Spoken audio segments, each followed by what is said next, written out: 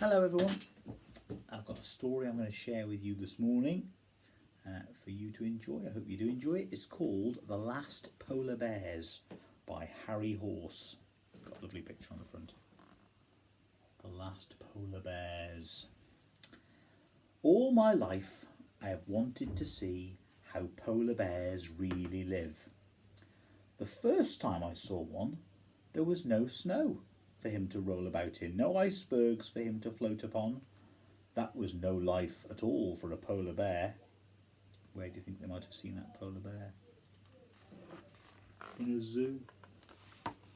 No snow, no ice, a very sad looking polar bear. That's no place for a polar bear.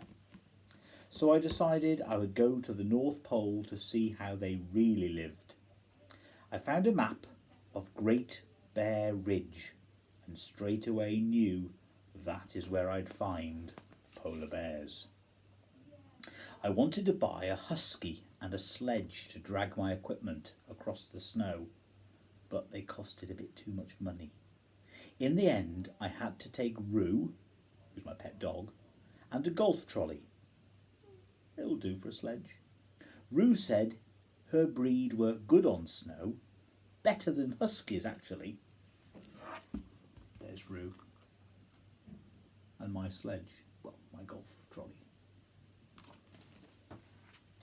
I loaded the golf trolley with all the things we would need for our journey.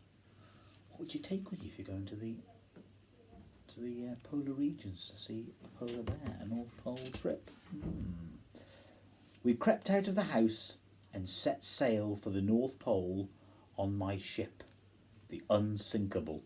Oh dear, sounds a bit ominous having a ship called the Unsinkable. Our cabin had 2 portholes, one for Roo and one for me. I saw a whale. Roo said she saw a sheep. It took Roo a while to get used to being on a ship. She lost her ball overboard and I had to tie her to the mast to stop her jumping in after it. Not sure I'd want to travel all the way on a ship that looks like that. It'd be rolling up and down on the ocean. Okay, there's Roo, desperate to jump in after her ball.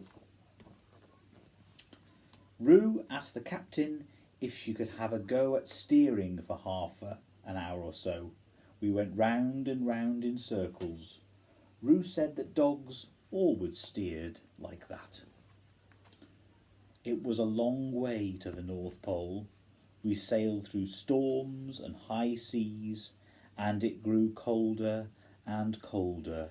Roo wore my socks to keep her paws warm. Every day Roo asked if we were there yet. Every day I had to tell her not yet, but soon, very soon. Are we there yet? Are we there yet? Soon. We'll be there soon. Got the size of that wave. Then one night the ship took a real pounding from a dreadful storm. The engine stopped completely, and when the captain tried to get it going again, nothing happened. Until Roo helped. Hurrah! At last we landed at a place called Walrus Bay. The captain wished me luck and gave Roo a tin of macaroni cheese. I think he really liked her. We were sad to see him go. We were welcomed into Walrus by hundreds of penguins, but no polar bear. There's me and Roo waving goodbye to the ship, and look who's there to meet us. Hundreds and hundreds of penguins, but no polar bears. Our cabin stood on a hill just outside Walrus. It was very dirty inside and it seemed quite gloomy, but we soon cleaned it up. It wasn't much, but it was home. There's our little place that we stayed in. Okay. Make it nice and cosy and warm inside. Our first night at the North Pole was very cold. Roo would not sleep in her basket and got into my bed. Her paws stuck into me and she fidgeted about so much I could hardly sleep a wink. To make matters worse, a wolf sat on our roof and howled all night long. Rue didn't get into her bed, got into my bed, and there's that wolf. Kept us awake all night. The next day, I wanted to begin our search for the polar bears, but the snow, it kept on falling. It snowed so much that it almost buried our cabin. For 3 days we were cooped up and our fuel started to run low. A little bit of snow, a bit more snow, and by the end, oh dear, our cabin has vanished, buried in the snow.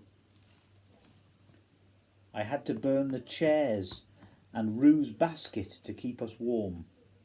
Rue was very upset about her basket. She said that she wanted to keep things in it. I said it was a pity she hadn't slept in it. Sometimes I wish I had brought a husky. Huddled round the fire to keep warm. I tried to sleep, but was woken by more wolves running across the roof. Rue said that she was tired of looking for polar bears and wanted to go home now. She said that it was sand her breed were good on, not snow. At last it stopped snowing, and I took Rue out to a place called the Gentle Slopes. There she could practice pulling the golf trolley through the snow. However, halfway up the slope, Rue decided she wanted to go down and took off, dragging my golf trolley behind her. I was so angry with Rue that when we got home, I didn't speak to her for ages. She dragged my sledge, my trolley, down the hill, sending all the important things I brought, sent them flying.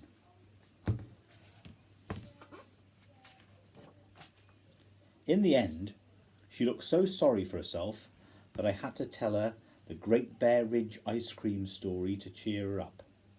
Once upon a time, I told her, the snow was so pure and clean that it tasted better than the finest ice cream. But as the air got dirtier from all the chemicals and fumes, the snow lost its taste. The last of the world's ice cream lies up on Great Bear Ridge. And that's why we're going there, Rue, to get the ice cream. Ice cream for you, Rue. Rue loved this story. I've told it to her many times, I must admit. I've added a bit more bits as the story goes along. The fabulous chocolate mint chip that grows in the shade, or the delicious strawberry split found only at sunset. These are my own inventions, of course. Afterwards, Rue felt much better, and she said she was keen to go up there.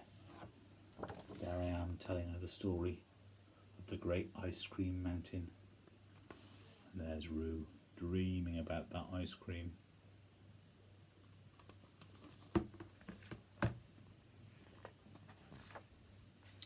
That afternoon, we went down to Walrus to stock up on provisions for our journey to find the polar bears.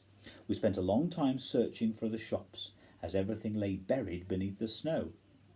Eventually, we found the mailing station after Rue fell down the chimney. I bought a pair of wellies, some fish, cheese, candles, and sausages. Rue bought a picture of a rabbit, an old bone, and some jam labels. I wish she wouldn't waste her money. There's the shop. He's fell down that chimney. All the penguins busy shopping as well. So I got all the things I wanted. And there's Rue with a picture of a rabbit.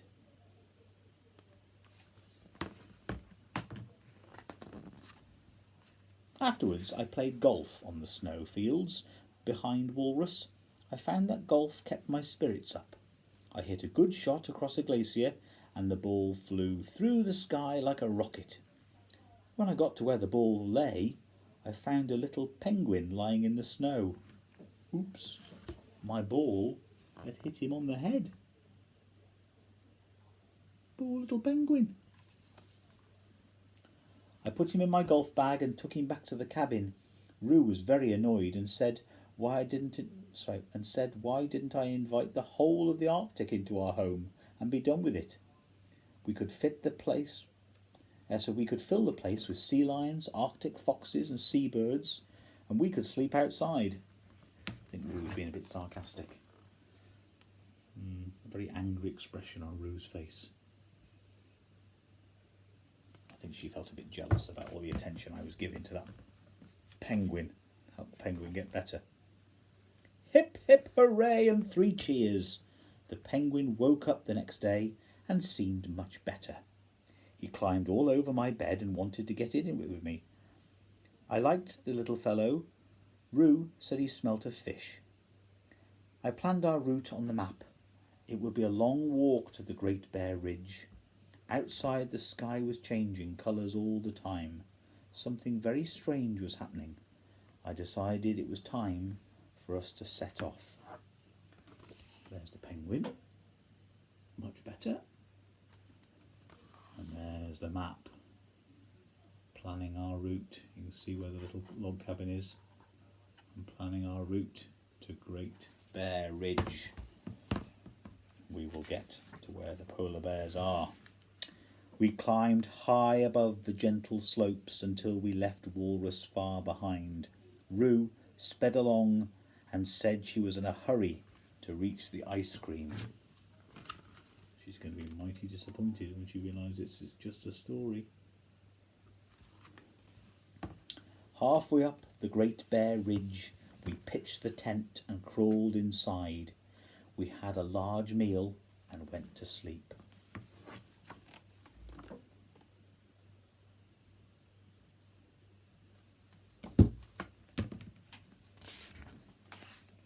Disaster struck the next morning when a large gust of wind blew the tent away. We watched it float off over the blue whale bay. The wind started to blow harder. I tied us all to a rope so that none of us would blow away too.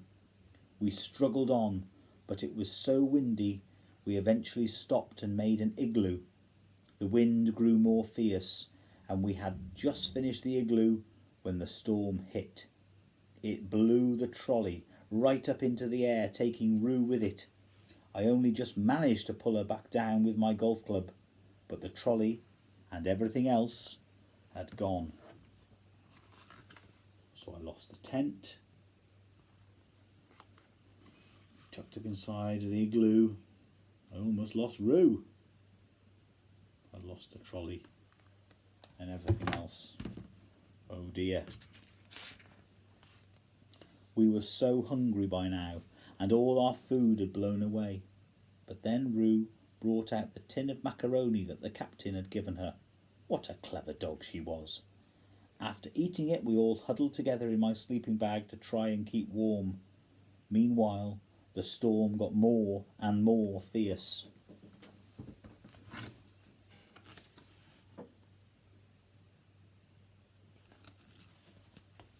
Suddenly the storm stopped. We all crawled outside and walked up the last bit to the Great Bear Ridge. Roo ran ahead like dogs do, and when we got to the top, we saw the most beautiful sight. We trudged to the top, and when we looked out from the top of the ridge, what did we see?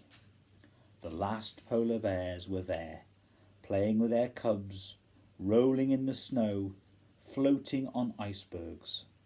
And there too was ice cream for Roo. I wonder what flavour it would be. What flavour ice cream might it have been? I hope you enjoyed that story. Okay. Take care, everyone. Maybe I'll put another story on the Facebook, on the YouTube site soon. Take care. Bye-bye.